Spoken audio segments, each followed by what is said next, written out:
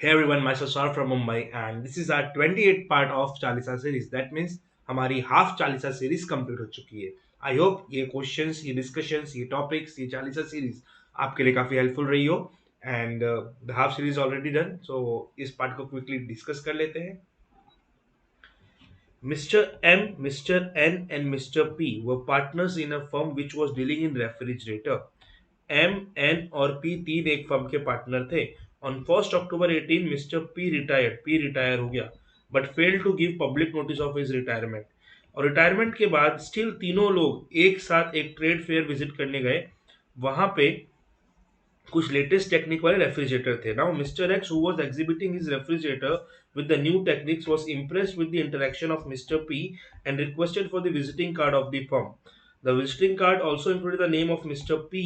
Oh, M N P तीन partner थे. P retire हो गया, रिटायर होने के बाद पब्लिक नोटिस नहीं दिया और अब तीनों लोग एम एन पी तीनों साथ में गए एक फेयर में. वहां पे जब विजिटिंग कार्ड दिया गया फर्म का, उसमें पी का भी नाम एज अ पार्टनर लिखा हुआ था. Now, even though he is already retired, Mr. X supplied some refrigerator to the firm and could not recover his dues from the firm. Now, Mr. X wants to recover the dues not only from the firm but also from Mr. P. Analyze the above case in the lights of the Partnership Act and decide whether Mr. P is liable in this situation. The answer is yes, he is liable. He is partner by holding out. वो partner नहीं है, फिर भी उसने अपने को as a partner present होने दिया. उसने उसको कार्ड देने दिया जिसमें mister P as a partner लिखा हुआ था. राइट. आइए देख लेते हैं इसको. A retiring partner continues to be liable to the third parties for act of the firm even after his retirement until public notice of his retirement has been given either by himself or by any other partner. After retirement, जब तक आप retirement का notice ना जाए तब तक आप personally liable रहोगे. But the retired partner will not be liable to any third party if the latter deals with the firm without knowledge that the former was the partner. अगर जो person deal कर रहा है firm से उसे पता ही ना हो कि ये पर्सन पार्टनर है या ये पर्सन पार्टनर था, तो फिर retired partner even if not given notice still liable नहीं होगा किसी भी थर्ड पार्टी को.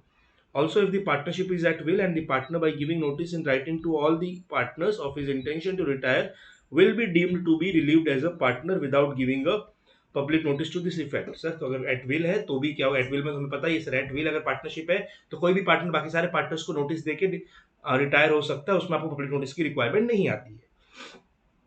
सो where a man holds himself out as a partner or allows others to do it, then he is then stopped from denying the character he has assumed and upon the faith of which creditor may have presumed to have acted. मतलब sir इसका क्या हुआ?